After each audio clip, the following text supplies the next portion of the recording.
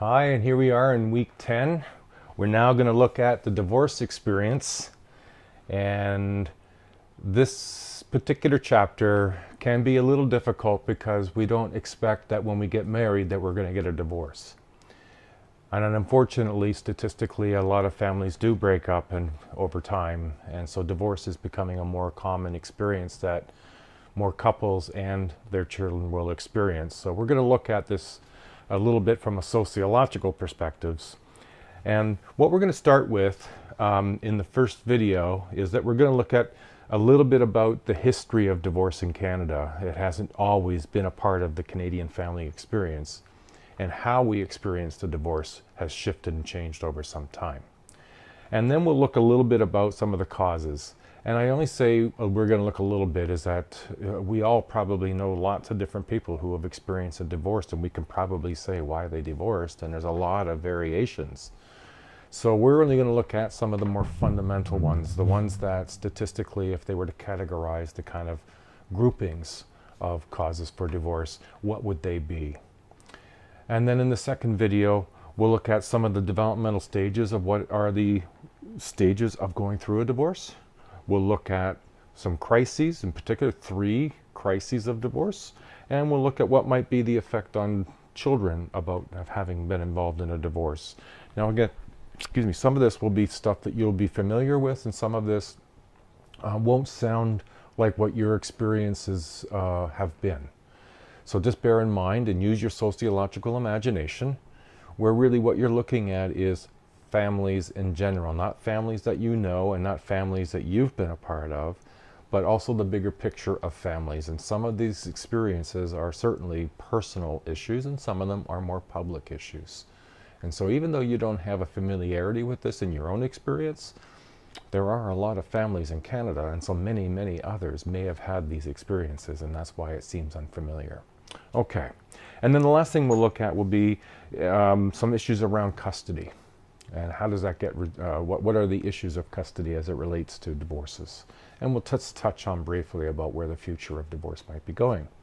All right, so I hope this has been helpful, and let's get started. Okay, when we think in terms of, what is a divorce? A divorce is a legal disillusionment of a marriage. So it's not just that you've walked away from one another, and that's not a divorce, but you've gone through and done it in a legal manner.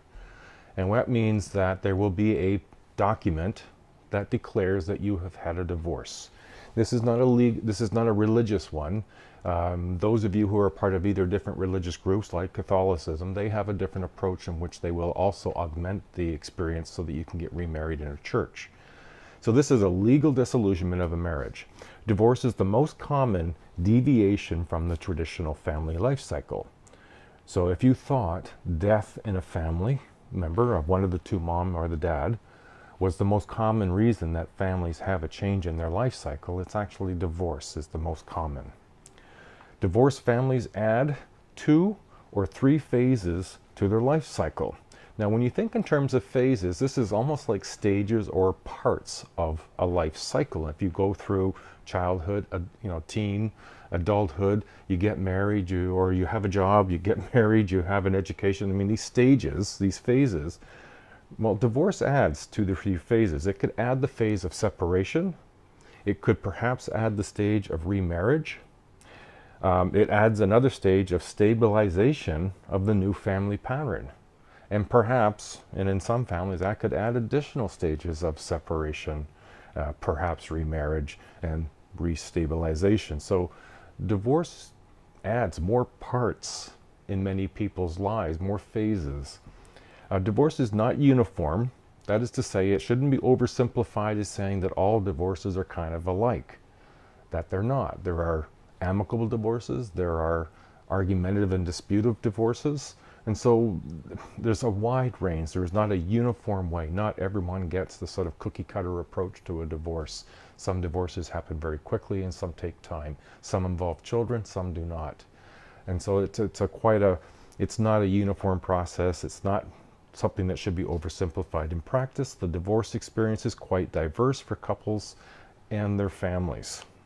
Some history of divorce. Divorce has not always been very common. In early Canada, laws for divorce were strict and divorce was very infrequent. Church was dominating the social life and, for the most part, forbade divorce. Now that altered over time in 1867. So this is at Confederation of Canada. The federal government had the exclusive authority over divorce. So if you wanted a divorce, maybe I should be more clear. If a man wanted a divorce, he had to go to the federal government. Now I emphasize that in that back in 1867, women didn't have a lot of rights, so they couldn't file for divorce. They didn't have the legal authority. They weren't even deemed by law a human being. So if a man wanted a divorce, he needed to go through the federal government. So you can imagine, not everybody did that. They would just get up on their horse and ride away. You know, so divorce was quite a different experience back in 1867. If there was a divorce that could be decreed, men needed to prove adultery by their wife. And you can imagine back in that time frame, it wouldn't have been very difficult to have done that. I mean, just saying so was sometimes evidence enough. Women needed to prove desertion of 2 years or longer if it was going to be considered as a divorce, or extreme physical or mental cruelty. Now that's hard to prove because it's not defined. It just says extreme mental and physical cruelty. Well, everybody's different as to what they think that is for themselves, and so the law didn't have a particularly clear way of defining that. Now, come Confederation, anyone living in the province without a divorce court could submit a private member's bill to Parliament. So you'd have to put in a request to Parliament to make a law that you could get a divorce. So if it was passed, the divorce was granted. So this would be like you get a vote from Parliament. All in favor of Steve getting a divorce, say aye. Against? And if it was in favor, I could get a divorce. If it wasn't, I couldn't. And what does any of them know about my circumstances? So it was quite an archaic experience. It was long, took a long time, and it was expensive. Not everyone would be able to afford this. In 1925, women could get a divorce based on proof of adultery only. Mental and physical cruelty wasn't a part of it. Now you see in the bottom right corner the famous 5. These were the 5 women who were instrumental in Canada of influencing women getting the right to vote and therefore having other legal rights after 1916, and then moving on through the rest of Canada. So it was quite I mean, the history of divorce has had a long history, and it hasn't all been smooth, and it hasn't all been easy, and neither has it all been accepted. So what you're seeing now is a slide with crude marriages and divorce rates. This is from 1926 to 2008. On the left-hand side, you're seeing numbers of 200, 400, 600, 800. This is the number of divorces per 100,000 in the population. So there would be 600, 800, or 1,000 divorces, people going through divorces in 100,000 people. And along the bottom is the year.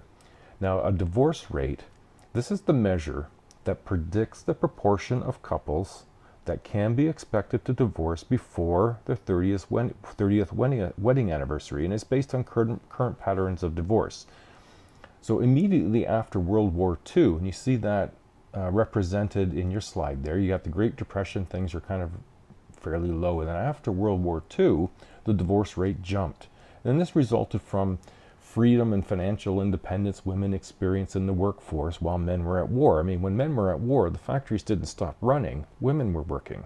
And having that greater independence both financially and this freedom put a strain on the relationships and families. When men came back and took over those roles, women weren't exactly happy, and they were missing some of that freedom and the financial independence. So some of the hasty wartime marriages and prolonged separations occurred. A lot of people got married just before the war because, well, I didn't know if I was going to come back and I wanted to be married to my lovey. So for the next 2 decades, divorce rates lowered, and you see those start to come down. And then in 1968, and again in 1985, divorce legislation made alterations. So in 68, and then it changed the divorce conditions again in 1985. Each change brought about increases in divorce. And you can see those little jumps there. So you're seeing crude divorce rate and crude marriage rate. And you see how they are starting to converge. The number of marriages are coming down and the number of divorces are starting to go up. The change in divorce law in 1968 introduced the no-fault principle while maintaining fault. That is to say, adultery and cruelty were available for both men and women to file for divorce. In 1985, there was a reduced waiting period by granting divorces after 1 year of the marriage breakdown. So the difference would have been you didn't need to prove adultery or cruelty, you just needed to live apart from one another for 1 year, and that would be a condition, or a divorce could be granted. It resulted in an enormous increase in the number of divorces in Canada. Now this table, you see the 30-year divorce rate per 100 marriages. And so you think that of every 100 marriages, these are the number of marriages ending in divorce. And you're seeing quite a distribution here from 1998 through to, and this is all after the Divorce Act changes in 68 and 85. So you look at Ontario, you're seeing 33 marriages ended in divorce before that 30-year period out of every 100. Moving up to 34.6. Moving up to 34.9, moving up to 35.5, moving up to 44.1 before dropping in 2008 to 42.1. And most of the distributions work very similarly in terms of that divorce rate. This next slide is one that looks at older Canadians are more likely than younger Canadians to agree with reasons for divorce. Now what you're seeing are the categories: fundamental issues, experimental issues, and fertility issues that are the basic identified kinds of reasons that people divorce. The Divorce Act currently recognizes 3 legal grounds. You can have grounds for cruelty, adultery, or being separated for 1 year. And in Canada, separation is the main ground because proving cruelty and adultery can be a time-consuming and an expensive process. So researchers have identified 3 kinds of reasons people divorce. The fundamental issues are like infidelity or cheating on one another and abuse. The experimental issues are like disagreements. Experiential is like disagreements that you might have, fights, and the way that you fight, and the disagreements become quite significant in terms of, your difference of opinions on pretty important issues to your relationship, or unsatisfactory sex life. And then the third category, fertility issues, issues like infertility and the desire to have children. Either you can't have children and the other partner wants children, or one wants them and the other doesn't want them, and there's no fertility issues. There are social factors that can increase the likelihood of divorce as well. Those who marry before the age of 20 are much more likely to separate later in their marriage.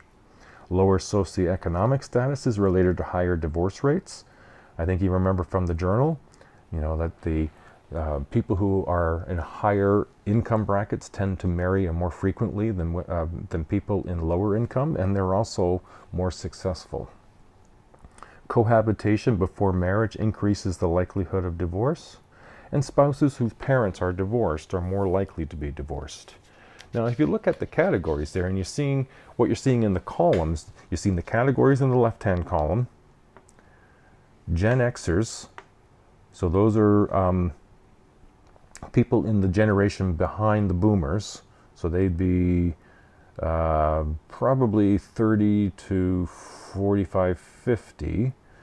And what you're seeing in the percentages is the range of agreement that this is reasons to divorce. The boomers, you're seeing their range of agreement, and you're seeing an increase that there's more agreement to those reasons for divorce and those elements. Older Canadians, older than boomers, so they'd be into their 70s and 80s even, and you see a higher rate of agreement.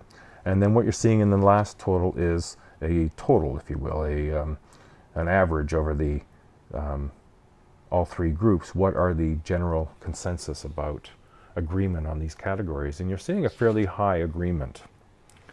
And so you will always be aware that there are other people who will have different reasons for divorcing, but these would be the main sociological ones based on data that have been categorized. So they have taken all the raw experiences that they are aware of and they condense them into groups or categories, and these would be the ones that are generally accepted.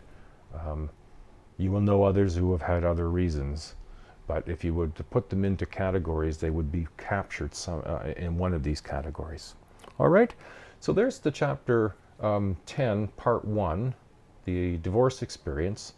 And I hope that this semester is going well for you, and look forward to check out the divorce experience part 2, in which we'll look at the stages of divorce, the 3 crises of divorce, how divorce affects children, and some issues of custody and what might be the divorce of the future.